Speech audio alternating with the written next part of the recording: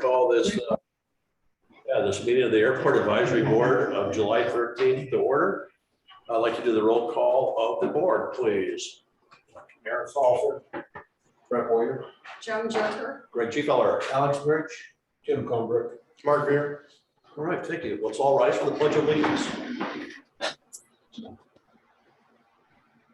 I pledge allegiance to the flag of the United States of America and to the republic for which it stands, one nation, under God, indivisible, with liberty and justice for all.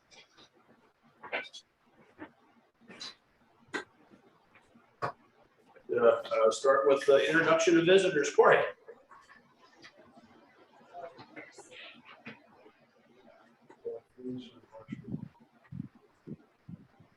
Go ahead back there.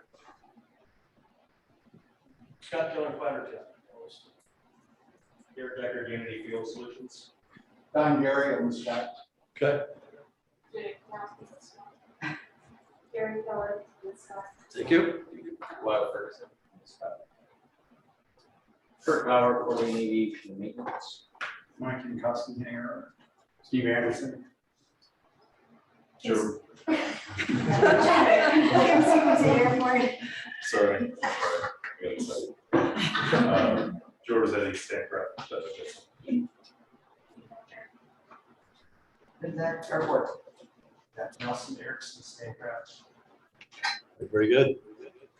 Okay, let's call for item 4, call for conflicts of interest. Do you see any conflicts of interest? Or Do you have somebody on the line?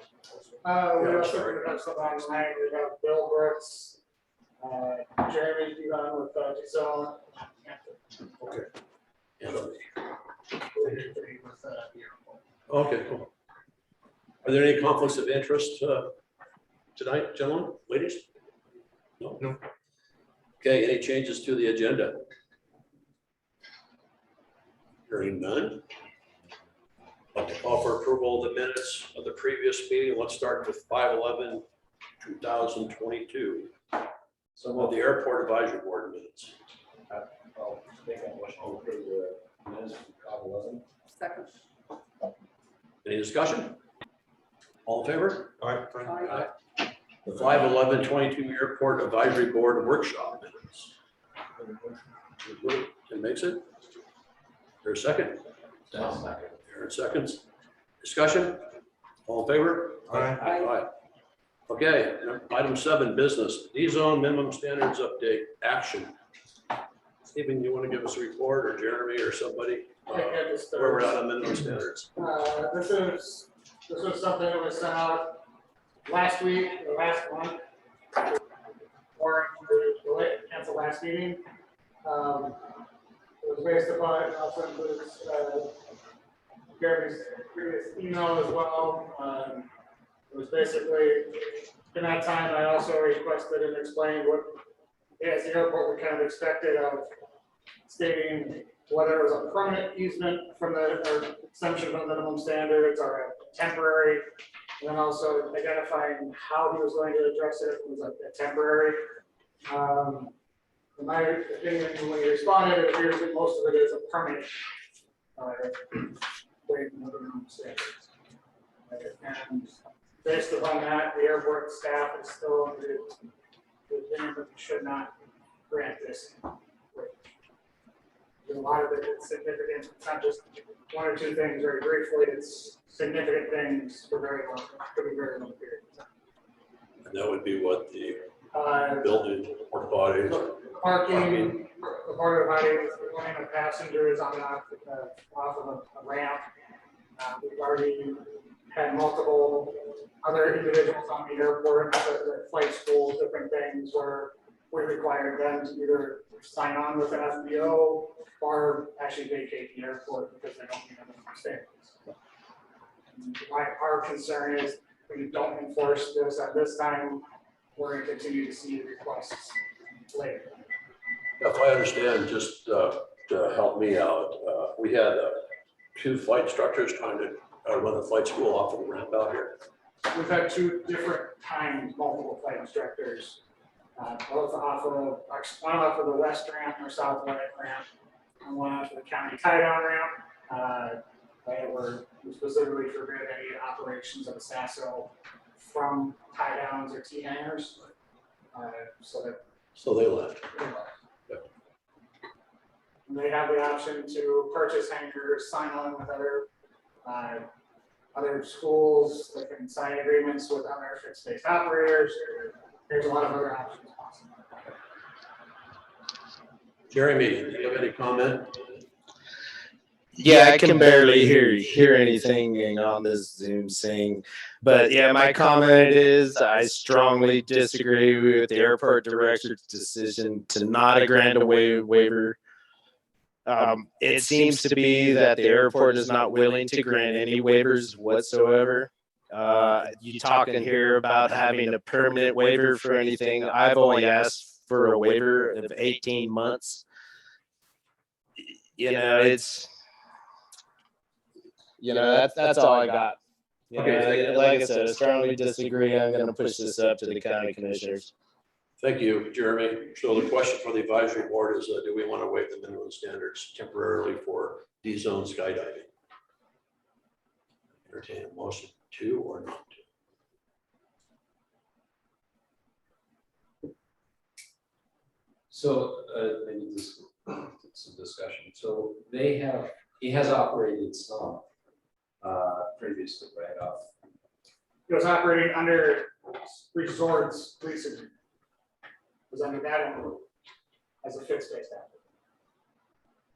Well, you know, I have mixed feelings on the waiver of everything else. There's some things that you're on the way. He asked for 2 weeks in this, for this year. Is that something that we could accommodate?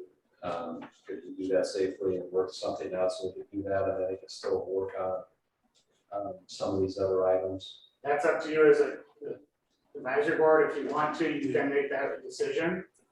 To say that we recommend do the 2 weeks. You can just deny it. You can say we only grant a waiver. Gary's requested 18 months. You can reduce it down to a year. You can do a lot of different things. Let's do what we want. You do. I think it looks like it's two weekends, Jeremy, that you want to operate, July 28th to 31st and September 1 to 4. Is that correct? Yeah, that was correct for this year. After I do that, I want to go through the meetings to get the infrastructure put in that the airport's requesting. I can't really go forward with those meetings until I have assurances that I'm going to be able to operate at this airport. As I've stated before, I feel like I'm just wasting my time at this airport because the airport director is unwilling to listen to any reason or rhyme how I'm going to operate my business. And he's just looking for reasons to not allow me to operate at the airport. Even to allow those 2 weekends of operation will be waived the standards for those 2 weekends. Yes. That's what I'd be willing to do with nothing further. He goes back next year, he's gonna be in placement with his bathrooms and paved parking and things like that. It's kind of where I see this go. Does that conflict with any of the other stuff we got going on? The airport, The expo, no, we might have 2, 3 C-130s sitting down there at that time, but they're gonna be in and out. But it can be operated around that. Okay, he did address loading and unloading on that by the fire ramp there. Is that feasible? As far as these pictures go? And that's the location we would view as loading. And then he's gonna land over here where he did before. Yep. He's gonna figure out how to get his people back and around, Yep. not through the airport. Not to the. Correct. Yeah, they use a van, they take them around. Jeremy, does that sound reasonable to you for those 2 weekends? If I could hear you, I could respond, but I can't really make anything out of what you're saying. It's a lot of feedback. People are talking over each other, and I'm just not getting any of it. Okay, so Speak up. shoot again, Aaron. I mean, Jeremy? Aaron, Yes. if you can understand me, Aaron asked if you would be okay if we did a waiver for those 2 weeks that you want, and then next year you can come back with a solid plan. Does that work for you? Yes, that'll work for me. All right, I'll make a motion to waive the minimum standards for D-zone skydiving for the weekend of, I assume that's a weekend, I didn't look at the calendar. I would just identify those specific dates. So dates that have been identified, And then you're waiving the specific items that are addressed in the airport's memo. correct, on a one-time guaranteed basis, in good faith, because he's gonna come back and do his thing next year. Does that make sense? Anybody else need any further clarification for that? Do you have any safety concerns with that? We're gonna still force, he'll still do all the other minimum standard requirements. It's just you're waiving the ensure the motion is correct. The motion you're doing is that you're waiving the minimum standards July 28th to the 31st, September 1st to the 4th of 2022 for the items that the airport identifies as identified in the memo to the board. Correct. I second that. Discussion.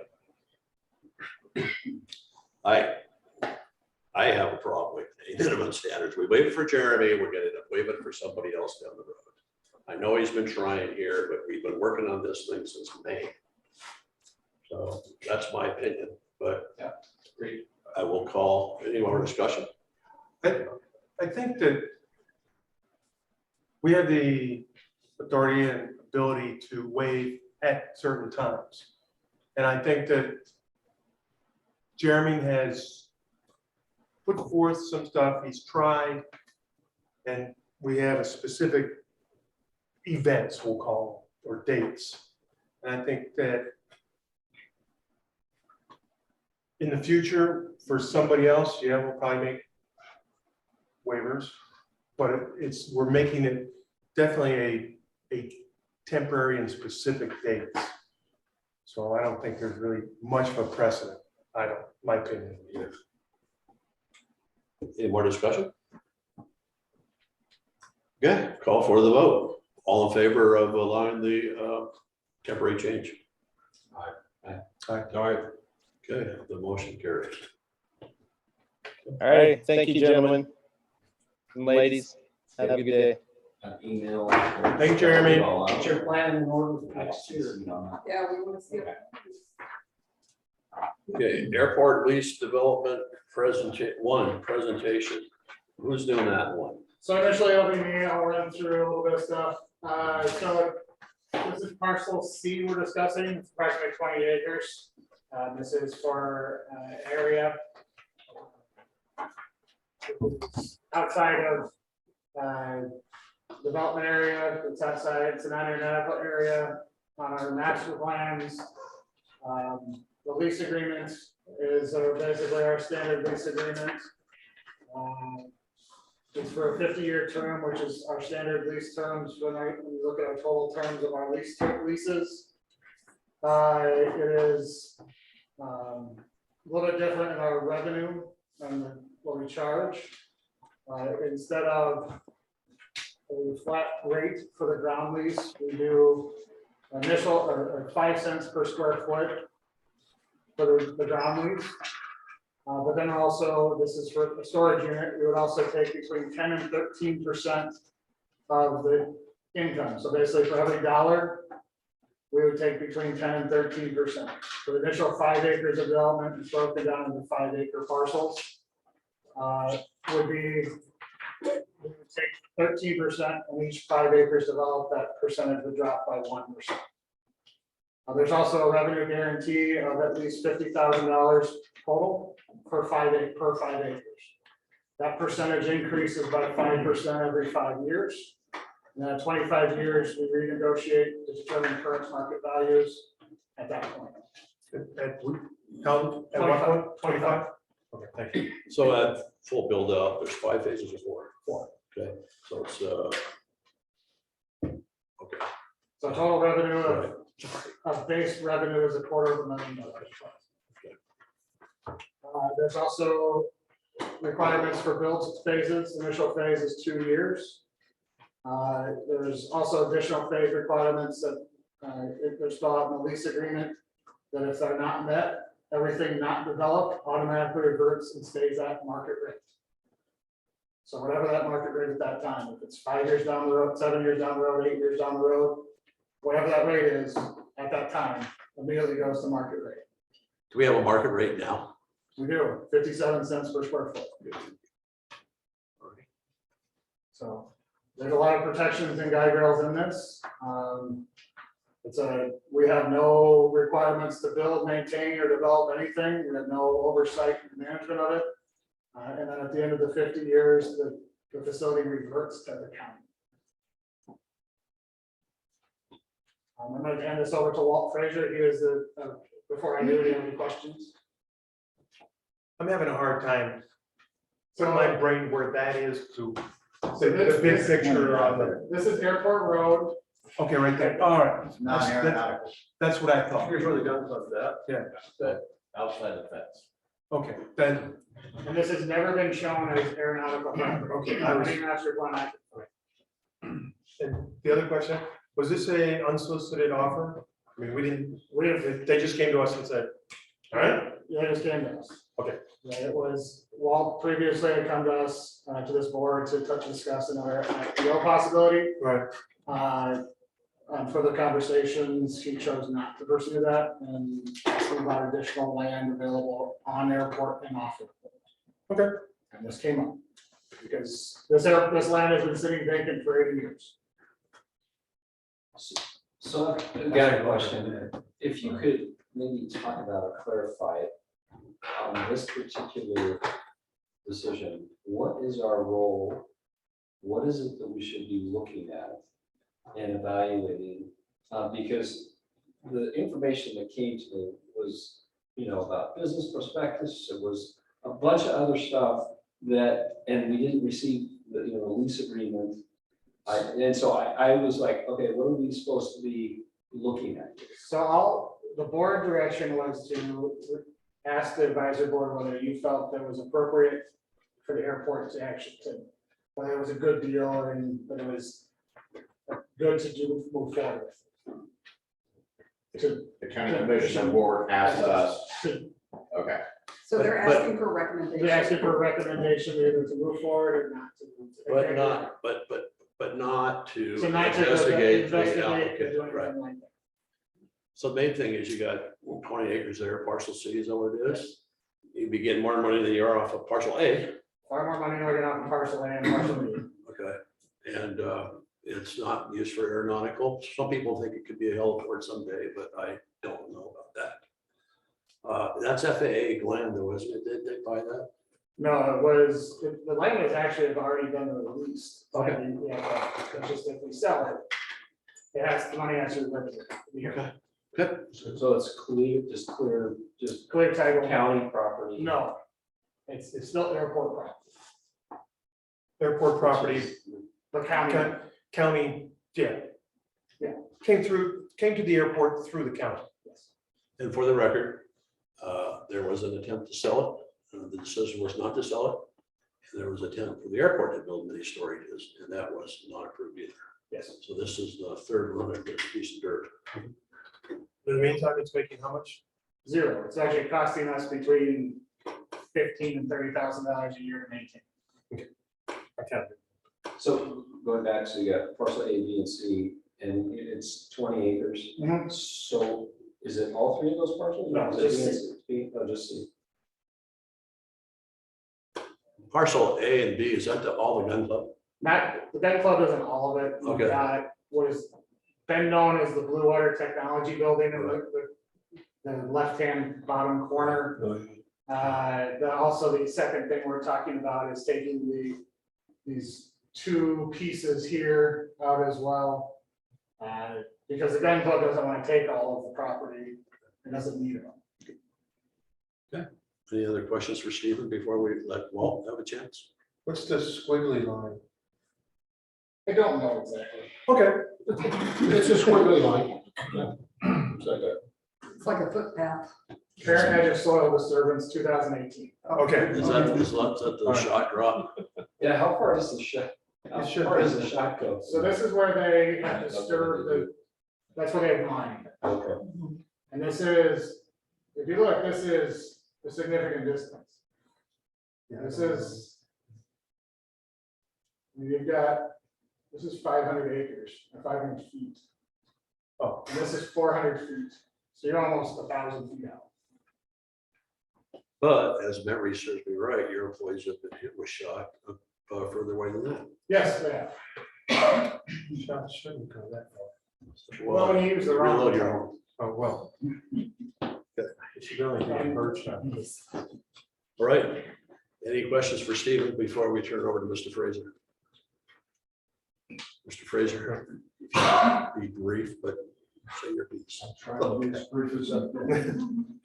First of all, I'd like to apologize for what I think was an extraneous exchange of emails from various people. My intent here originally, I put together a bio, which was as brief as somebody like me can make it. Submitted that to the commissioners simply because they weren't aware of my background, what I've done, or anything related to it. So I tried my best to bring them up to date in terms of what I've done in aviation and so forth. Unfortunately, some of that was taken out of context, and you've all probably seen some of the responses to that. Fortunately or unfortunately, it's the way it is. So I'd like to open the questioning up to anybody here that has any questions for me regarding what I do or how I do it or why I do it.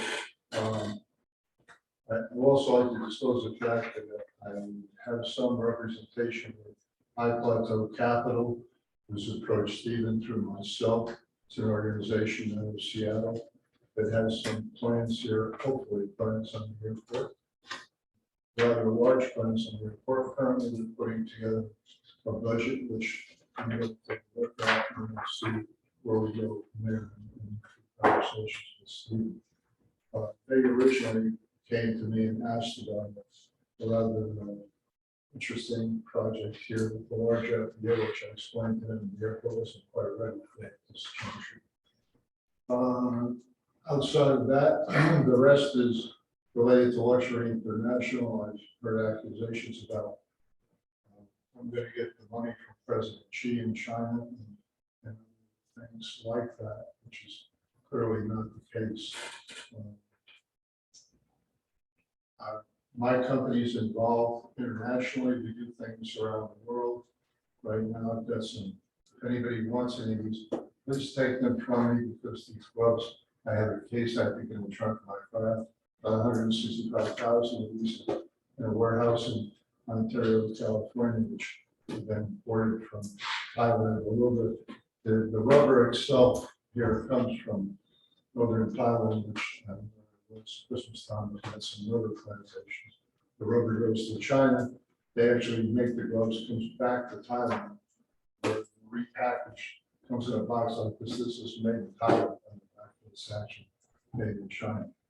They also manufacture this, the ladies would like this. This is called Bangkok Mystery. It's a perfume. It's a very nice perfume. And I manufacture this in Milan.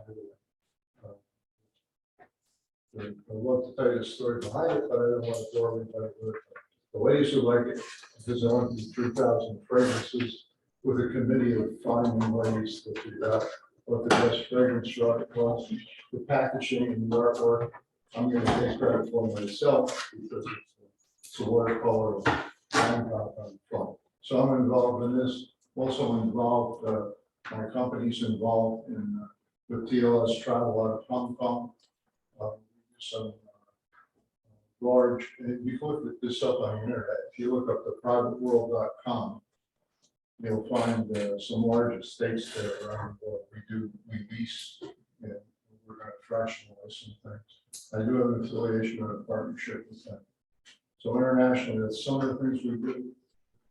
We also buy and sell large cabin jet aircraft. And my partner, who's not with me right now, we are involved in yacht sales as well. He's sitting on his personal yacht right now in Florida, so he's not here. That's just another part of things. Most of that's done through Rotterdam. Some of these things. we do. So that's what my company's about. Here, this is a project that to myself and my partner is our most important project. And the reason for that is I take this to heart because I see it as not as an endowment, but as a conduit to be able to do some charitable things that we wanted to do over the years. And this enables some things outside of the 501c3. Beyond that, I'm just a businessman, I'm a simple man. I want to do the best I can to be able to build something for the county, for the airport, that will look nice, that will work well. It's my reputation, my company's reputation. I don't know what else to say. If there's anything else, I'm good. happy to answer. Any questions for Mr. Fraser from the board? Walt, is there a need for all these storage units out here? Are they gonna be filled or are they gonna be vacant? Well, based on our preliminary due diligence, that's an excellent question. I really hope they're not going to be vacant.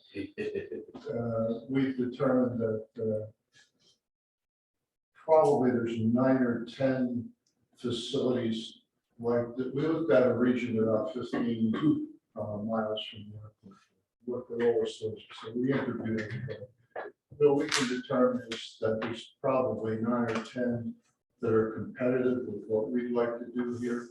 In those facilities, if I was to take an average, I say the occupancy is about 80%. The real money in the storage units is a 10 by 20.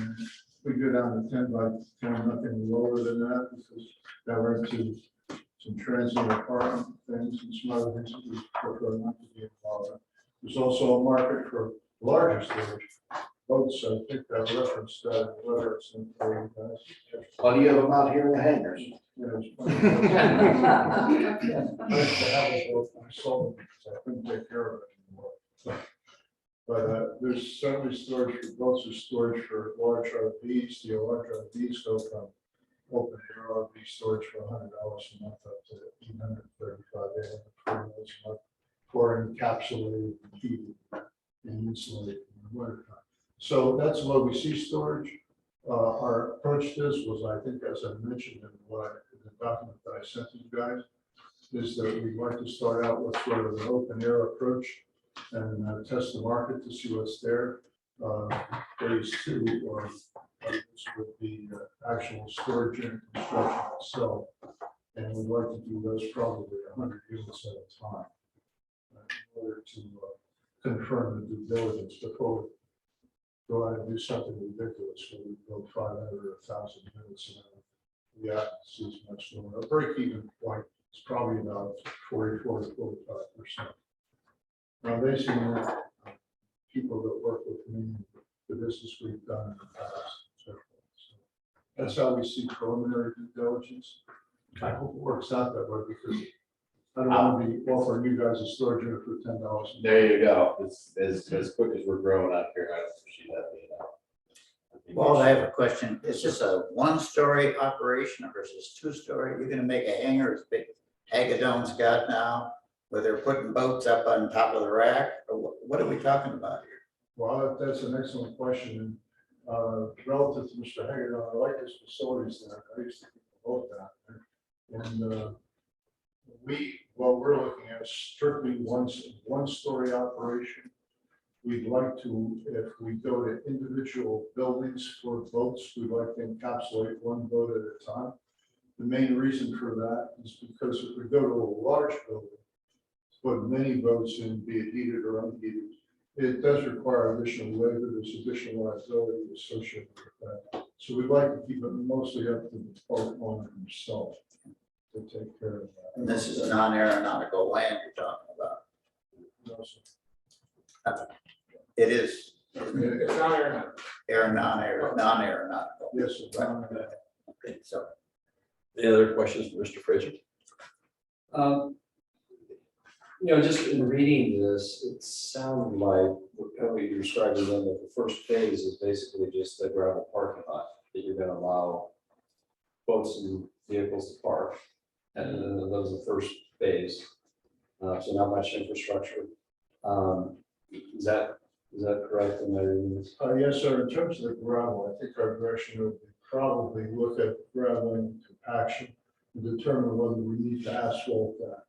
The reason I did just say we're going to asphalt that is because we're looking at the possibility of future conversion. That, it's all about money, honestly. So if it looks to us in phase 2, where we need to build more storage units, and maybe the RV storage is not bringing in the profitability that we had hoped, we convert phase 1 probably into metal storage units. So will this have, I'm sorry. Will this have the look of Garage Town? No, Garage Town, I've been to Garage Town, I've looked at it. That's as much as I know about. I have friends that own things in Garage Town. The buildings won't be that large. These are small storage units. 10 by 20 will be the real money maker. 10 by 10s will be a money maker as well, but no, there won't be anything that large.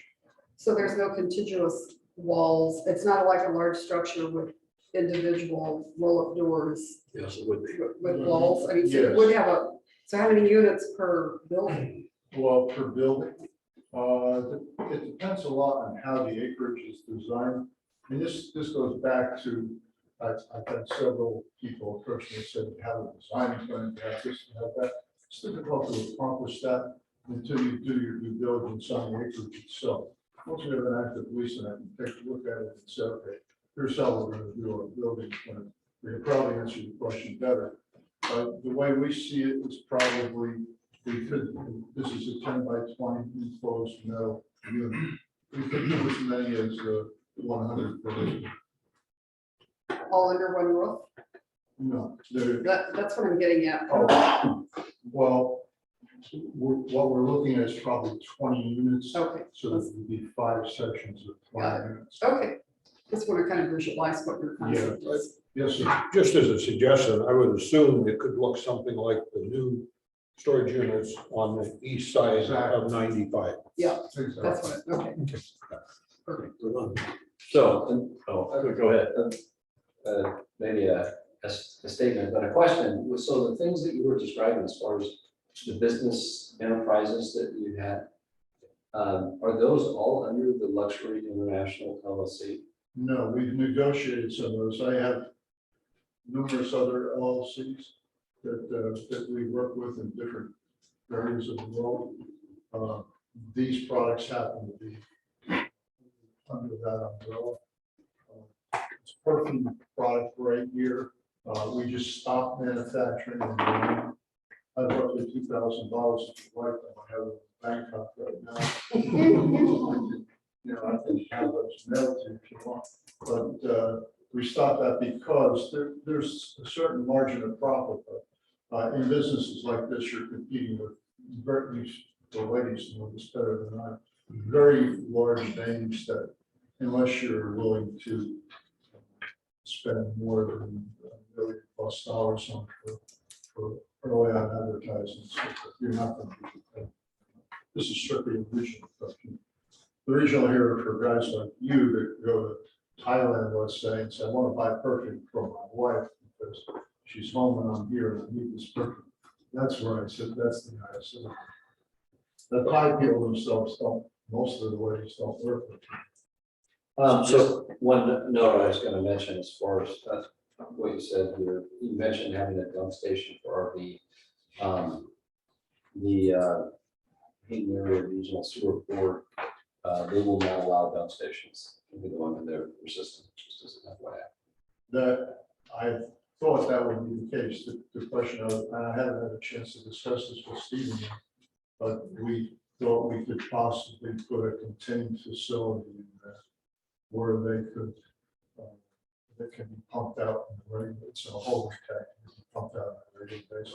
I don't know if that's accepted or not. Yeah, that'd be a county question. I just was gonna let you know, so the facility over here that provides for the airport and Hayden and other areas, because I can't control what's coming out of those RVs, they're not going to allow RVs.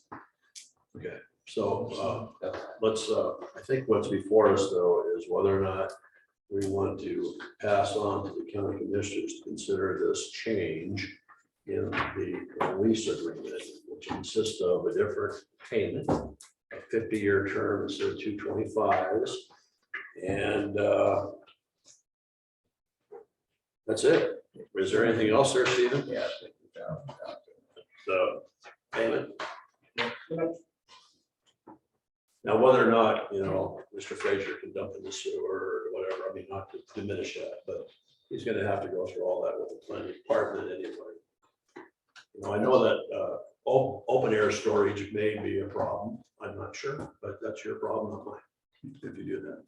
Because some people don't like to look at motorhomes. That's something for you to cross. So what do you guys think? Vote on it. Yeah, I need a motion. on something. Bottom line is, it's not doing anything now, it's got potential for how much over the next bunch of years for, and it goes, where's this money gonna go, to the airport? Go straight into the funds. Craig, it was my understanding that Mr. Fraser was not going to talk, and that's why we were not allowed to talk Okay. on this issue as well. And I would like to make a couple of points since he has talked. That's okay. No. We let Jeremy talk beforehand. He's the applicant, as Jeremy was, and let those people speak. I told, we aren't going to allow public comment on But this. there has been misinformation that's been presented so far. Okay. And anyone that watched the video conference of the last Board of County Commissioners meeting that Stephen presented Mr. Fraser, the county commissioners are looking to you folks to give them a nod as to go ahead. Stephen presented the county commissioners with a document that was signed by Mr. Fraser. You all have not seen the contract. And so Okay. there's information out there that has been misleading, and unless Stephen's got a completely new contract that I haven't seen, then he's misrepresented what's in the contract as well. But wait, let's stop right here. Our job is to say, do we want money for parcel B? Or C, I'm sorry. And does this look like it could be a viable option? Possibly so. Is Mr. Fraser the one to do it? I don't know. But the whole thing is a change to the lease acceptable to the advisory board? And then it's going to be up to the county commissioners to sign that lease. It's not up to the airport advisory board. We cannot do that. I know you feel strongly about it, Steve, but it's like, it's not. Anyone that saw that video would come to the same conclusion. Yeah. And I don't know why you present a signed document unless that was what the expectation was. You go ahead and do what you're going to do. Okay. Go ahead. Personal thoughts. I'm not saying that we can't get there or that this could maybe work or something like that. But I still, with all the information that came out, and I read all of it here, I didn't watch the video. I'd almost like something from the county outlining what we are reviewing to make a decision, because the things that came at me today were Right. The thing is, though, that is not from the county. Those are from tenants on the field. Those are, we've never done this.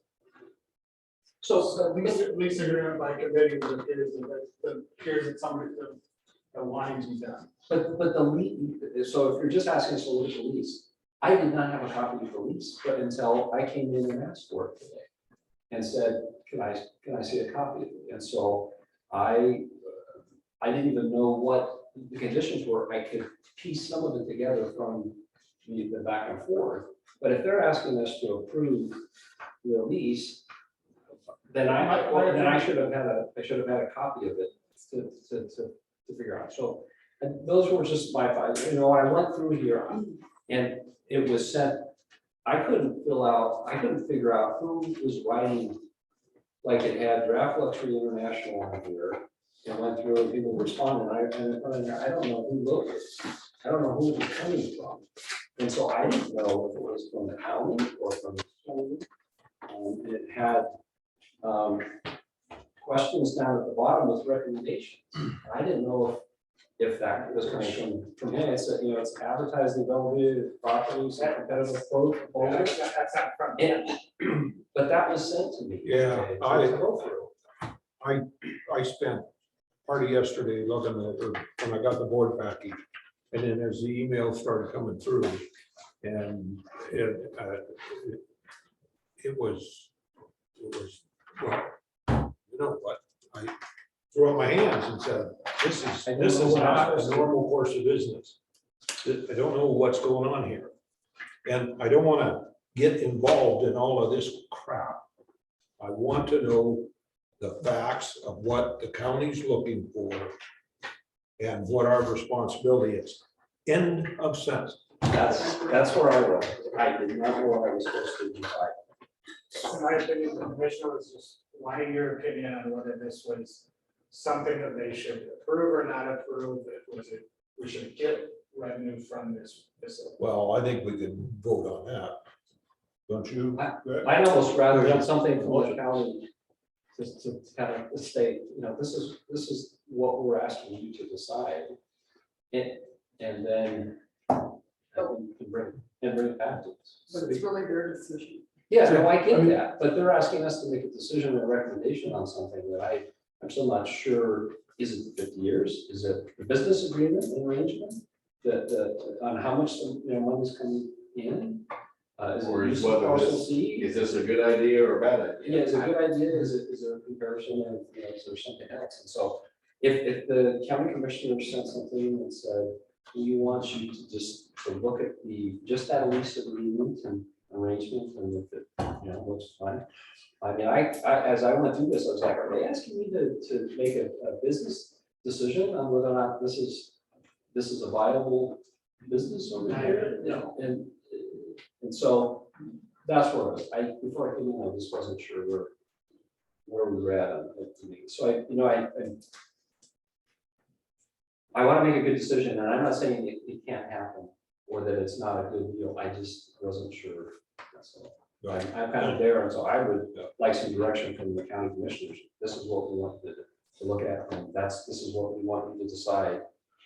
And some of this other stuff, I mean, it's like a little bit of a soap opera stuff that came out, and I'm like, why am I reading this? Well, here, I watched the video of the commissioner, and at the very end, it was like, let's kick it, quote, to the advisory board to see what they think.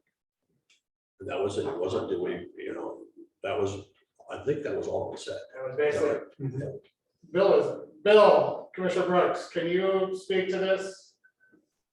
Yes, can you hear me? Yep. Yeah, we just wanted some feedback from the advisory board, whether we should consider this further. We weren't asking for approval of it. We'll, if we should consider it further, we'll have hearings or what it takes to get all the facts out, and then we'll go ahead and we'll make a decision. But we do, if you guys don't think it's a good idea at all, kick it out and say no. But absent that, you know, look at it and say, yes, it's something we should look at. The revenue could really be a benefit to the airport. So I've read all the emails going back and forth, and I, as one commissioner, certainly think it's worthy of being passed up to us and asking us to make a decision. Stephen, is that It's not the full, but it's the changes. the changes? So I don't think we're asked to approve that. no, it's just. Should we kick it back up? If we said, okay, if we said, well, consider it further, would it still come back to us for No. something else? We don't do leases. I think the question is good idea, bad idea. I make a Well, I motion. think, okay, go ahead. I make a motion that the board approve, recommend that this go forward to the commissioners for their final approval. I'd second that. Discussion? All for the vote? All in favor? Aye. Aye. Okay, no. Okay, thanks, Brett. Okay. It's gonna end up there anyway, no matter what happens. Well, I think that it should be this. Right, I agree. I still Yeah. clear if all three county commissioners. Yeah, So, could I ask a favor? Yep, So in the future, when there's all this kind of paper floating around that we need to review, could somebody at staff put it in some kind of chronological order and so we can better follow the Yeah, but process? the problem is we got it, we were getting emails today. you know, but the other thing is that some members in this group had asked for this lease outside of us getting it. So, And to be honest, we didn't, there was a public records request made that the airport staff still does not know what was actually given because we didn't fill it. So we don't know if information was properly given to them and what was not. I do think we should go on record saying that if we can find a suitable use for that land to produce revenue for this airport, it's a very good thing to do, whether it's for this vehicle or some other vehicle. That land is sit vacant long enough. 80 years. Yeah, I I would agree agree. with that. I definitely agree. This is our 80-year anniversary. Okay. Okay. Item E, airport lease development, the second presentation. Is the applicant here? The applicant he has a presentation, is Mr. Keller. Can you change the slides when we see it? Easier if I do it, or? You're gonna have to tell me what it is. And why are we seeing this one again too? It is just a preliminary discussion point, it's not really an action item. Want me to stop in here? Yeah, probably. Thanks for seeing it tonight. We have, with myself, Don Garrity, and these other things, and I have brought along Garrett Decker from Ohio. Got here a couple hours ago, and it's right back to that. So we're here to emphasize, couple of the fastest 8 acres that we're looking to. Hang on 1 second before we go there. We're talking about this, these two boxes here, Oh, okay. right there, Okay. so. So Stephen, up here, is it right here? Basically cover that. Yes, yes. On the Right Far there, right. okay. And as I As asked, fast as possible. Thank you. I did give it before. Thank you. We did that. all right, thanks. Okay, so I will say, again, thanks for letting me talk tonight about trying to keep this as painless as possible. I don't know why it's not showing. Okay, so what I do with this is we're talking about the 8 acre development. That green X is the 8 acres.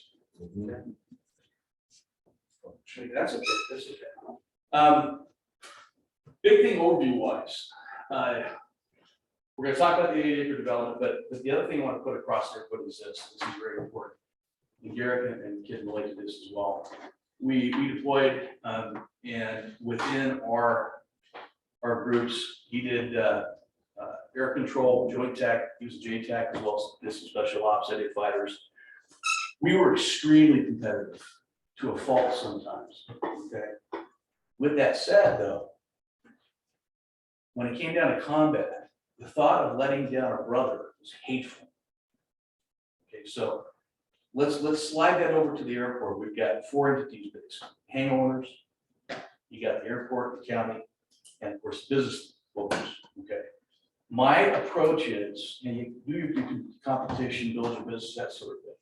But there has to be a culture here of people trying to work together and mutual support. Everybody has their interests. It's easy just to look at yourself and be myopic. Okay, you can't do that. You gotta work together. And our idea for the 8 acres, we're willing to work with people and have it benefit everybody. Okay, there's a strategic nature to this. I get deeper into this. As far as the deeper questions, okay, I'm more than happy to get together with everybody, but you just have to be in the. So we're just talking about one facet tonight. Okay. So 3 things: industrial, fuel farm, and potentially a convenience store here in the corner.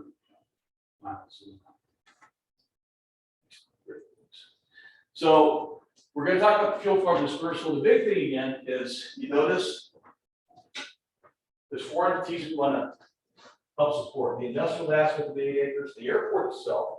That is a deeper discussion. That includes everything. Minor town, the dispersal, the industrial aspect of it, because of the asset. That's like big picture. This benefits everybody. That's my goal. We want to do what we can to help everybody. Next, please. Okay, so we're going to be talking about the relationship between the fuel supplier and Unity Tank. Unity Tank is, I'll let Garrett get deep into this, but they're out of Houston. The tank was very much accepted by the fire marshal. He likes them for specific reasons, and I'm not going to get into that right now because the time. So we have, in summary, the elements of the park itself, the 8 acres, the fuel farm distribution, the supplier, and Unity Tank integration. And that's what we're going to talk about tonight. He's going to emphasize that. And like I said, I'm more than happy to talk with y'all much deeper level. It will require an NDA because there's other facets to it. I'm not going to talk about this public forum. So, any questions from me? What is Firetown? What is Firetown? Well, it's the LLC. Okay. We have a hangar. I saw the there. bubble over there, so. Yeah. So it's the south ramp. Yeah. So, Right. that's all I have. I'm sorry. And you're distributing fuel, That's the plan, yes. and what kind of fuel? Yeah, Firetown jet. And the other locations can be all of them. And we'll let Gary. So in other words, though, you won't be an FBO on the field, you'll just be a storage facility for trucks to get fuel. Self-service, basically. Oh. Yeah, no, we're not gonna do the whole big, I'm not looking to be 30,000 square foot hangar. With the big FBO. No, that's not my intent with the hangar. Well, self-service for Jet A though, how do they get over there then? South ramp. So, yeah, Come up that's, in the wrong that's, spot. Okay. that's where as we've talked about, It's on the aircraft tank. it's that we're still having that. Scott's gonna have to explain how he's gonna do our minimum standards. Just like Okay. we require everybody else. Yeah, minimum.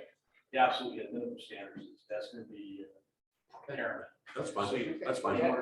That's I right. thought you were all gonna be over there off of Ramsey and Miles. No. I got the hangar. Okay. This is just the 8 acre parcel. Got it. My fault for making up stick. My fault for being slow. No, you're not. Any That's other right. questions from me? That's why Scott mentioned the aircraft, the airside portion of the fuel, Okay. they come up right here. And the 8 acres is aeronautical because the fuel will be able to Yeah. support the whole. From a strategic point of view, think about what's plausible and likely to happen with the interruptions coming in with fuel. You want the airport to be stable. So that's part of it. Any more questions?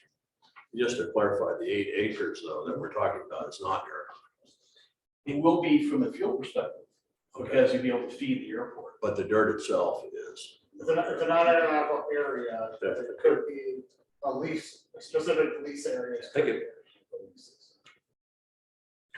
Okay, Garrett, you're up. You mind throwing my slideshow up? Well, you guys have pulled up everyone. I am Garrett Deckerman from Unity Fuel Solutions. I'm the Director of Business Development for all of North and South America as an entirety. So I'll kind of get into more of Unity as a whole, but I'm here on Scott's behalf to talk to obviously the fueling, the self-service, to make sure that everyone understands from our side, from the manufacturer standpoint, what we're providing, the safety aspect, what kind of image it provides to the airport, which, as I can see in my experience of having over 10 years with developing FBOs, dealing with major aviation and fuel farms, that as far as I'm concerned, this is the next Nashville. So I think there's quite a bit of growth to be had. So obviously that speaks to a lot of your image that you're presenting to these new FBOs and customers and clientele coming in. So are you going to control it? Or? Yep. Awesome. So if you want to go ahead and roll through the first one. So I guess to start out, that's the way to do it. So I usually get asked from most of my customers that I do presentations to, what is the point of Unity? Where did the name come from? And really, at the end of the day, whenever we developed the joint venture, which I'll get into the history of the company here shortly and be quick, the name Unity was decided upon, as you can see here, that we are spread across the entirety of the globe itself. So basically, the sun never sets on the Unity team. So from our standpoint, the name Unity was chosen as basically a collaborative effort, that we are unified as a whole to basically service our customers' clientele as a group effort, whether through hurricanes, disaster relief, bulk fueling applications, that we all do it no matter the hardships, no matter the support, that we are here together collectively to work together to do that. So from Scott's standpoint, obviously working together from the military side, from combat side, working together, even if we have different businesses that are collectively pulling from this fuel farm, whatever they do with it, that working together is at the best interest of the airport at all times, at the profit of everybody. Everyone gets their cake and gets to eat it too. So getting into Unity's history. So Unity is a joint venture made up of 3 primary companies, collectively 6, that are each in and of its own self a powerhouse when it comes to tank manufacturing. So Unity Fuel Solutions, it collectively goes back over 40 years to the Trans Tank days, where the Unity product was developed specifically to take care of the mining industry, which, if anybody knows anything about mining, they beat the absolute bricks out of everything that they touch. They drill into the earth hundreds, thousands of feet sometimes, so everything has to be on point with quality, environmental safety and impact, and being able to pull out without the least environmental impact. So, kind of going to the next one. So Unity Fuel Solutions, basically we specialize in what we call an ISO style container tank. So I'll get further into this, but basically there are a number of safety points to this, but at the end of the day, this is where the fuel world is going. So the last 40 years, we've spent pushing from the old cylindricals, the round styles, with their default into this new style of tank, and obviously you've seen we have taken the globe by storm. So kind of rolling into the next one. So the main features about the Unity tank, and this is the tanks right here that Firetown is prospecting to put in place. So you'll notice that there are a bunch of standard things. If you look at this, you don't see a fuel tank. You see a heavy piece of equipment that has some sort of purpose, and we give it that purpose. So basically, from everyone's understanding of the tank, we have built-in spill containment for the environmental people. So all your pumping systems, your self-service station, all your fill points are inside this lockable cabinet behind 8 mil steel.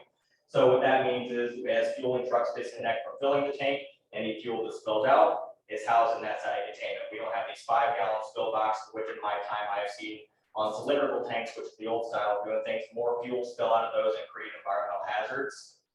And these have basically negated it. So we do these in a couple of different fashions. As far from a safety standpoint as well, instead of having to develop and erect a step, which is a catwalk platform, ladders that all require OSHA approval, safety compliance, and special PPE equipment to get on, all the safety features are built in. So the ladder is up below OSHA height for PPE equipment to service all your ports, dip the tank from the fuel companies that are delivering fuel, so on and so forth, and everything is self-contained inside the tank.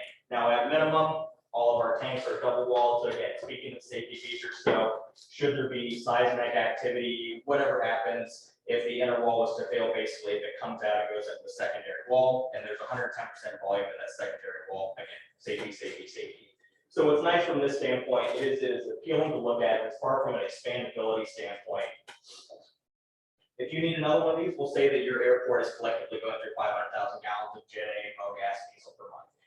Basically, to expand, it's just setting another tank next to it. There's no packed gravel, concrete, anything like that. It allows for limitless expansion with minimal environmental impacts, minimal site work, while keeping everything safe and compliant.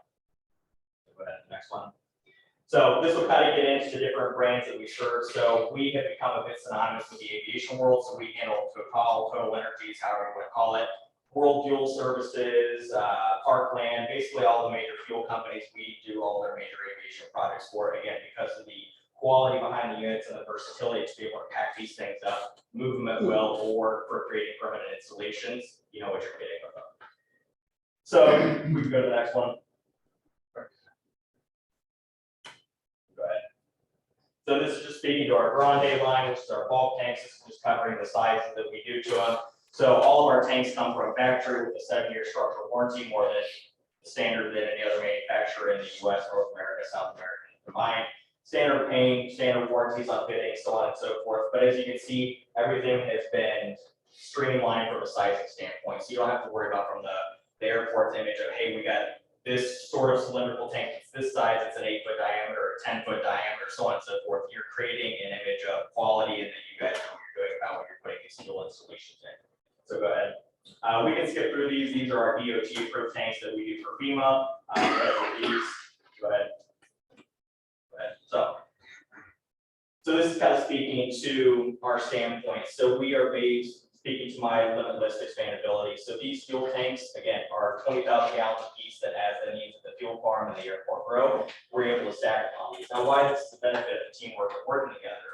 Collectively, we're allowing for earth movers, contractors to come in to use the school fuel, which is revenue for the airport. You have self-service for the insiders and an unboundable amount of servicing to be done from the airport that any FBO, flight school, anything could use. So what we're doing is creating a central hub to unify the entire airport when it comes to fuel and how you guys deal with it. So everybody doesn't have their own thing. We're standardizing and streamlining it. So just kind of going in. So there's a couple of visuals of what we've done. So again, this is a system that we've done for World Fuels with backup generators out of LAX. Just kind of speaking and giving some visuals to the things we've done, servicing yellow iron, our stuff for the mining industry that we've done. That is obviously standard. You don't see people dragging 20,000 gallon tanks through fracking sites and mine sites without structural integrity loss, anything like that, or structural damage. So because of the quality and the time that we take in developing our tanks, we are then able to expand the longevity of the tanks, which is 30+ years. And give you a quality product you can rely. So go ahead for this. So these are kind of speaking to the fuel systems that we've done. So this is an example of a self-service station that we did in the UK.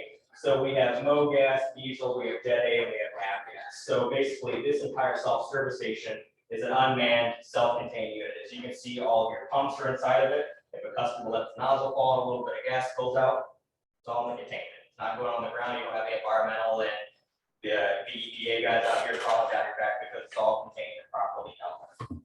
But again, this is the image that we're providing self-lit. So if there's nighttime refueling, there's optimal safety, fire safety, anti-siphoning, anti-theft, basically anything you can think of put into a containerized location. So from his standpoint, as he grows and the fuel farm grows or if he moves parcels, being able to relocate these units is a matter of picking them up and relocating them to different areas of the property. So again, talking to the limitless capabilities of them. Jet A systems, high flow, but just showing you the quality and thought that goes into Unity's fuel solutions and our team, 30 engineers that sit behind us on a global standard for the systems that we put out on a daily basis. Okay, next one. Again, just speaking to our projects, another Jet A system that we did for FEMA. So this is actually servicing all the red, white, and black home helicopters up in Vancouver during the fire season. So this installation has proved an invaluable asset for them because they're able to, on command, deploy this unit out in the field, fill it one time, and then they are able to self-service black home, med flight, firefighters, police, evacuation crews. All those people that would have had to bring in fuel differently on separate tanks are now feeding independently off of a single system that is owned by one company who is basically organized the effort. So it doesn't that seem quite a bit substantially easier than having a bunch of different units on site when you can collectively unify every single effort into a single location. That is the vision that Scott is basically trying to do out here. So just touching to everything, as far as Unity goes, we handle everything from diesel to chemical. We've done methylene for aviation companies. We've done stuff for Elon Musk and SpaceX. You'll see some of our units on the freighters out in the middle of the ocean. But just further speaking to the capabilities and the amount of time and effort that we put in to make sure that we have a long, sustainable solution for any of our customers, whether they're a small FBO or a major corporation going through millions of gallons of fuel. So, and I know everyone is worried about, well, what are the compliances? What are the safety aspects? We have an entire team, again, as I stated, engineers that worry about that. So when it comes to the local compliances, when it comes to permitting, we're there through all this to make sure that the FBO or the customer does not deal with those pain points. That we're here providing GA drawings, site drawing, map site drawings to make sure that the board or the commissioners, whoever's making the decision, the fire marshals has everything they need to make a quick, painless decision. And as you've already heard, the fire marshals love our tanks. You'll find across North America that our style of tanks have created a solution for a big pain point when it comes to fuel. Gasoline in the inner cities is solved by our solutions from a safety standpoint, anti-theft standpoint, which is, again, quality is what Unity is all about. We're putting out long sustainable solutions that everyone is familiar with, and that we don't have to worry about those environmental impacts. So again, fuel farms, on-site refueling, power generation, portable energy, aviation, all that stuff, we deal with it, and FBO is free to lean on us for it. So kind of a Spark Notes version, a lot quicker than I normally go through as far as an education, because we're focusing on one thing, but at the end of the day, Scott is looking to put in an installation to unify this airport. As you guys grow into a much larger and larger airport, you add more FBOs, and this is going to be the focal point, the cherry on top of that growth. So bring an expansion out of business, all the contractors that come in to do earth moving, site work, concrete work for its development can use these tanks. Again, everybody that comes in and uses those tanks, the FBO is feeling, which is a positive impact overall. So, little presentation just to kind of understand from our side what we're providing, we're looking to provide for you guys.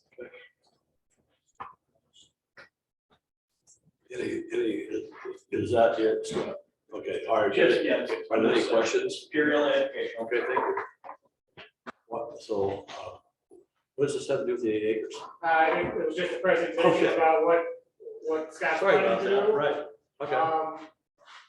Not it, realistically, doesn't need an action item, it was just a Okay. educational, this is what we expect, and they come back to you later. So it's not an. Okay. Okay. How, okay, where the 8 acres are over here, and the ramp's over here. He's putting it on the airport. Okay, The tanks are going someplace over here. And the 80 acres is for the business. Yeah, Ramsey, 2 miles. okay. So it's, a lot of airports will do centralized I see. fueling farms. Yes. Okay. So just to kind of paint the picture, so with us working with Total and Parkland and World Fuels, we do all the bulk fuel contacts for Menzies, Atlanta, all those fuel servicing trucks that come full fuel from those tanks, go fill up the bagging equipment, Right. aircraft themselves. I mean, how much fuel does Menzies themselves go through their pulling from our tanks? So it's not necessarily a self-service for general aviation, it's for the tankers to, well, the planes can't get there. Yeah, so we do. You do 100-foot hose reels and you can reach out past the wingspans. You can't from here this. Well, no, not, yeah, but Okay. that is the part, so being able to pull the Cessna, et cetera, Yeah. Yeah, this, to be a centralized location where a tanker system could do something. Okay. Trucks could fill up there and make the transit. It's a multifaceted solution Right on. within the. Yeah, okay. So. It would avoid all the trucks that still come in to fill up the self-serve pump and things like that.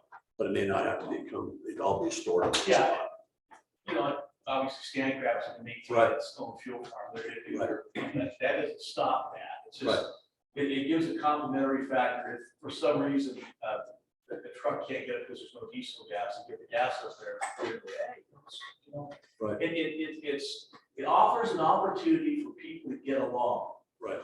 That's what this is hopefully what happened.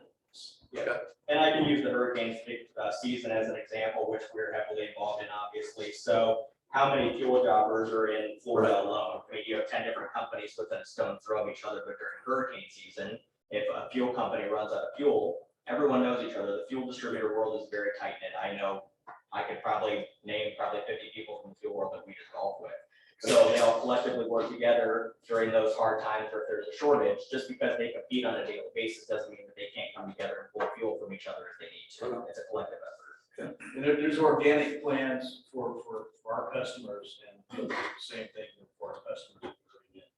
So it's I'm trying to set up a situation where it's really a good deal for everybody, and prevent them from doing their vision. It's an extra added. And the airport has a reputation for being solid in this area. It's only going to make the customer base a lot for everybody. That's just my. Yeah, just thinking of all of your eggs not being in one basket. Yep. Okay. Any other questions? Okay. Thank you. Staff reports, Stephen. All right, we're And if you could keep that brief also, and also can you give us an update on the Air Expo? Yep, so Air Expo is planned on, B17, B25 are planning to show up next Monday. Rides are the Friday, Saturday, Sunday. We may actually have by happenstance, we might actually have 3 C130 showing up. Little Rock. Really? They just happened to call us and say they were gonna be coming up for training flights. And we said, well, how about you bring one over? And they might actually be doing it. So, How long they are? On which day? we don't know exactly. Could you let us know? Yep. We also have a A320 showing up the end of this month. It's a charter for Allegiant. They'll be running in with 180 passengers or something like that. I'm sorry, I gotta get over so. Okay, thank you. Thank you very much. Thank you for your conversation. Don't be working too hard. What's charter for? So a charter coming in, a lot of people are gonna figure out where to park. He'll be at Stanford. Yep. Yeah, you had a 737 in there last week, I think. Yeah, go over my house. Okay. We have also the 737, you know, damn close to it. I complain. I know you. Going to. All right. We also have a couple other things going on throughout there. So T North is closeouts, we've got closeouts already out there. We're in there, electrical contract, we just received the grant, and it's on, we'll be on the county commission next week. So we should start that project here soon. SRE, we should be also receiving that grant this year as well. We redid it again for significantly smaller structure. Put it out again. Wall Street Road is underway and moving forward. If you're on the north side, you'll see them moving along on that. We're still waiting on some parts for that though. So about 2/3 of the way done with the water. Thanks for letting me finish the roundabout. It's worth a honeysuckle. They're working on. Yeah, so intermediate ramp, we're doing, this is, inter ramp is still going forward as well.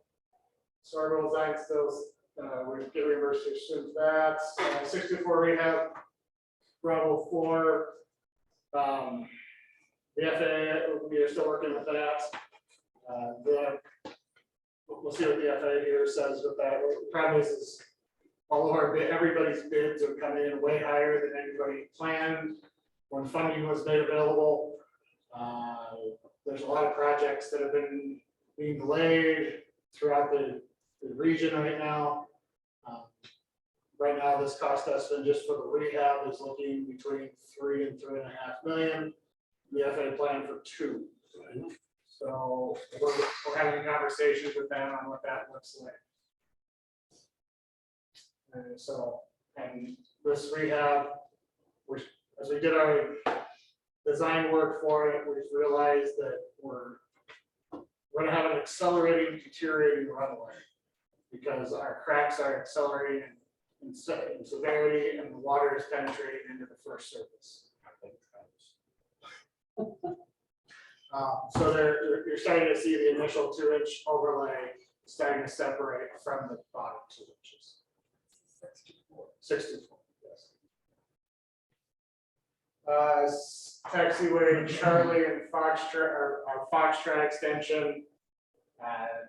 This is still planned for following year. We're also now calling it the additional Mauser relocation project because the FAA project, the FAA Mauser system does not meet design standards of their own stuff. And the Mausers is actually planned to be replaced in 27, but the FAA is internally arguing that it has to be fixed before that, because it's quite literally, all they did is have the cans of the Mauser light at the thresholds, which is the lights.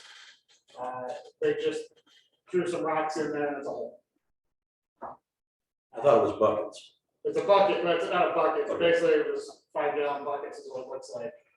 They threw some rocks in there and you've got safety, airports, and tech apps are arguing with each other. And the airport's stuck in the middle. So they got added to this. And we're trying to do a scoping work while getting FAA tech ops, FAA airports, FAA safety branch, all did agrees. So it's quite fun. Sewer inventory is about to wrap up. ACT planning study, we actually kind of put this on hold because we had one of the worst springs in the entire region. We should actually be picking that off here in the next couple of weeks again, just because it was terrible. What do our account look like the last week or so, couple of weeks over the 4th of July? That's fine. Has it picked back up to where it was? It's picking back up. They're not quite as high as what they were last year. They're definitely picking back up. To start. So the problem was we had before it was thunder and lightning in the morning, and wasn't great.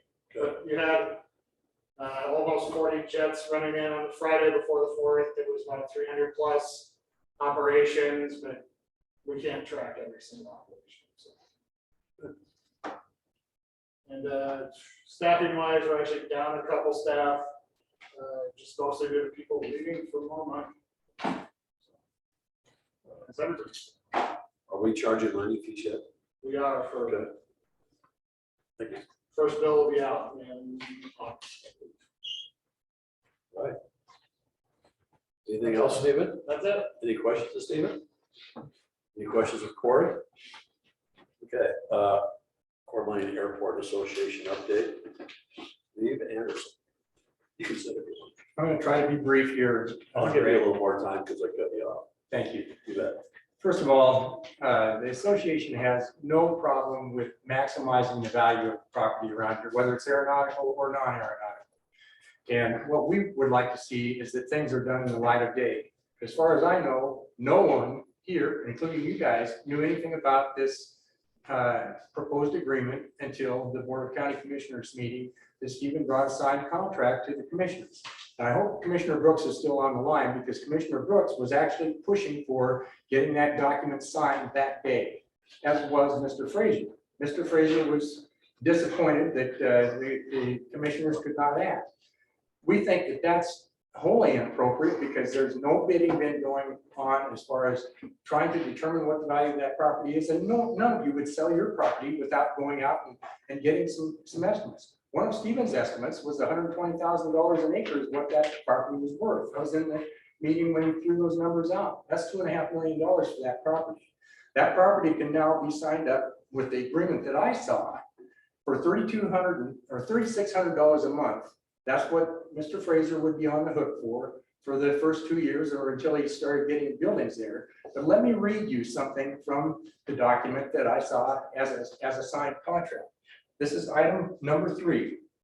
Lessee shall have 2 years from the date of signature on the lease to develop a minimum of 5 acres of the parcel as described in Exhibit A, which was the deal you saw. Now, development is defined as promoting the growth or expansion of facilities and infrastructure. That's what development is defined as.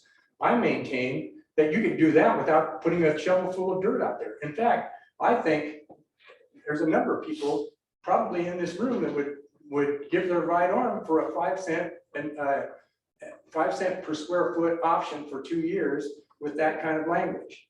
Also, in that same lease, some of the people that have built hangars here.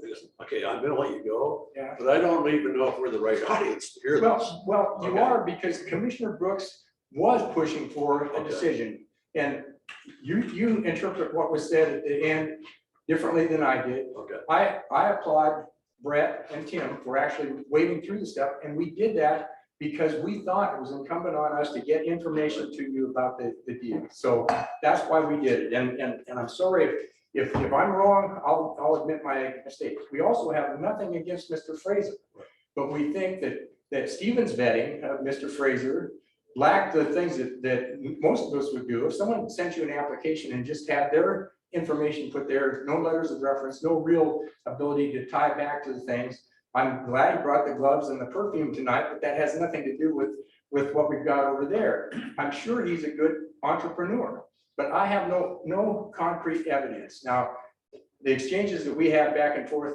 I didn't mean to attack Mr. Fraser, but he feels that way, and if he feels that way, I'm sorry that he does, because it was not intended. It was only intended to say that if Mr. Brooks and the commissioners are asking you to do the vetting, which is what I thought, Okay. that's what I thought, and that's why you got all the information that you got. It's putting a burden on you that you were never designed to do, because you're not accountable. But they didn't want to have to admit that they hadn't done the vetting. So, No, they didn't. The hangar owners that have had to put in new utilities and infrastructure to get to their hangars have paid for those, as far as I know, or if they haven't, they paid the county or the airport back. This lease, as I read it, and who knows if it's the right one, but the lease said that his obligation to repay the utilities up to his property line was zero. There was a place in there to put a number in for all of y'all's hangars, but it was zero for this case. It just seemed like a sweetheart deal because something fell out of the sky, and sometimes things fall out of the sky because they're a great deal for someone. Maybe it's a great deal for us. I don't know. The only way that you know is to go out, you bid, you look for qualifications of someone to do it. These folks from Unity that came in and put on a good presentation, you know what they've got and what they've done. So, I mean, my point is that competition maximizes value, and you don't contract with someone without vetting the information that they've given, and that's my point. So thank you, Brett. Thank you, Tim. No, I read it. Thank me. I didn't know if you read it or not, because I gave you a pile of paper. You gave me a lot of paper, Jeff. So anyway, thank you then too. Yeah, because was there any update for the airport association? How's that going? How's the airport association? The airport association was heavily involved in this. That's the main thing that's going on right now. Some of our members thought that property out there was still in the master plan as being aeronautical property. And we've never seen anything from the FAA. Apparently Stephen has that it's been classified as non-aeronautical. Not that it couldn't be reclassified as aeronautical if we have need for hangar space, but we were concerned about that as well, that you know, space is space, and land is a premium here in Kootenai County right now. So we want to make sure we're getting the value out of it. Okay, thank you, Steve. Any other public comment? Yes, sir, Mike. Good evening, everyone. It's actually old business, and it does pertain to when I was a director on the board for the Airport Association. I made a presentation like 6 months ago regarding the automated weather observation system and the ability to apply addendums to that. It's a big safety issue for the folks that use the airport here. And I'm just curious to know where that went, because I provided you with my written presentation, and there was a viable solution for updating the system utilizing a grant. And then we, the Airport Association, were willing to supplement that to create 100% of the cost of that system. So I heard nothing back. And again, I'm not speaking for the Airport Association, although I did make the presentation on behalf of that. Yes. I'm just interested in airport safety and as a hangar owner and a user of the airport here, and I know there's still a huge interest in that. So where are we at on that? Stephen, we teamed that they were gonna help pay, you were gonna have to do it. There was ongoing maintenance, it was a different system, and Mr. Tickner, or whoever it was, said, no way. The problem is it's I don't know. it's an FAA system, so I don't even know how to get us out of that. We can very easily. There are 1,300 airports across the United States that they're doing what Sandpoint's using. So if you really want to know how it works, go and talk to the I know Sandpoint. how their system works. And that's what we want to do. But the airport, I think the advisory board made the recommendation to the commissioners to not go forward with that, and then the commissioners themselves decided that they were done over with it. So that would be a better question for Well, them. it would have It's been in their nice. minutes, and it's in our minutes as well. It would have been, okay, if we could have had a letter back to the association showing some kind of willingness to work with us and communicate, because that was kind of just dropped. It was Yeah. dropped. Okay, if I have another few minutes, different topic. Go ahead. Okay, the wildlife fence that goes around the airport. Okay. I find that accessing ingress, egress to the airport can be very inconvenient because I have a single Prox card. If I'm driving a different vehicle and I forget, then I've got to wait for somebody to come through and follow them through, which I have the legal right to be here. Is there a way that you can do with the other Prox card equipped gates as you've done in Cessna where wildlife can't punch a keypad? So we just go back to the keypad and the Prox card, and that solves the problem. So the Prox card doesn't have to be on lanyard. Your Prox card can be in your wallet, can be on you, all that. My wallet's kind of full with other stuff. So So why can't we do a keypad? What is the reasoning behind not offering keypad access? Because you're doing it on Cessna. So if somebody really wants to breach security at this airport, they can go get that access code and they can come right through Cessna and just as they could any other gate on this airport. Well, what's the reason for not allowing keypad access let's get elsewhere? rid of those two. One reason we have it is because we're currently being sued by people on Cessna.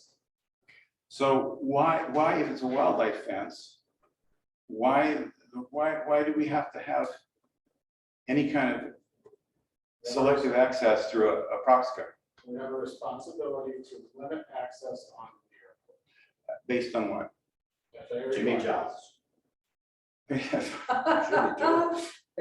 And Panera, I think were the two Yeah. driving up taxiway out. How do That's other- where it came How do from. other airports handle that though? Because obviously Phelps So you don't Field have has Jimmy John's nearby? keypad. No, they don't. They have all access. You know, here's what I know about Phelps. I mean, not to defend Stephen, but I can't get in there unless the person comes out there and swipes their card and lets me in. And I don't even know if I can get out. I probably can. Yeah, but it's like, it's a deal. So I mean, it's like, no, I'm not giving you my card. I'll drive out to the gate. But you can go to the restaurant. Yeah, that's true. Yeah. Okay, well, I'm not really interested in Phelps. All I'm interested is a solution that would provide access to this airport. But my son comes out, he has no interest in flying. He comes out in a separate car. I've got it, you know, the stories about the inconvenience. I've got to go from my hangar, get on the cell phone, go out there, let them in. And the end result is they've gained access to the airport. Your son can get a Prox card as well. And he's been escorted by you. So that's the difference. You can't get out there by himself. Mike, you just told me you didn't want to see, we provided you a solution. It doesn't have to be on a private plane. It could be in your wallet. Your response to me was, I don't want to carry it in my wallet. I It's don't. like too much stuff. I don't. So And it doesn't work for me. And I know it doesn't work for a lot of other people. So it seems like if there's an issue with the majority of the tenants here at the airport with that you maybe could do a little bit towards trying to work with the tenants at the airport and making it easier for them to access the airport. Mine works great. I can get in any gate that I need to get into. I just gotta remember it. Yeah, and I operate a lathe a lot of times and that thing would choke me. So I don't wear it. You make them, dude. We're good. All right. Okay, Point taken. I'm not here to discuss the merits of your breakaway lanyard. I'm here to discuss the merits of making it easier for the tenants and pilots here at the airport to get in and out of the airport. Mike, we have a responsibility to keep the airport secure. By what standard? But I'm asking you by what standard? By the FAA's requirement. for Is it part 139? 139. Well, we're not even acting like a 139 right now. There we are. Well, where's the passenger traffic? That's not all 139 is. Okay. Didn't we just talk about We a just talked charter about coming in? this, we spent a lot of time on this. Isn't a charter coming in? You don't need a Right. 139 to You get a know, charter. we can kill this. Yeah, okay, Thanks, I hear you. I agree. okay. It's hard to get in. Usually you can call the on-duty people. Yeah, and I don't want to bother those people, and also it's kind of time consuming getting somebody out there to do something. Maybe they're in the middle of dinner. Yeah. Well, they don't have to, they just give you code. Why don't you just circulate the code to everybody? Some people are. Well, then put me on the list. That'll solve my immediate problem. So I'm officially requesting that We you, only provide it to businesses. All right, Okay, forget it. thanks. Okay, thank you, Mike. Any other public comment? I just have a quick question. You mentioned landing fees. When an airplane lands, when could they expect them? It sounds like middle of August. So it's like a monthly. Yeah, they're all June and July. Okay, anything else?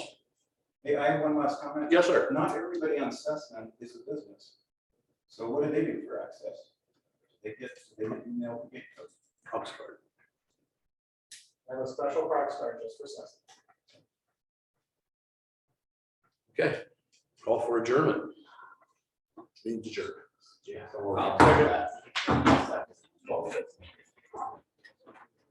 Thanks for. I did. Thanks for innovation. No, I. That's okay.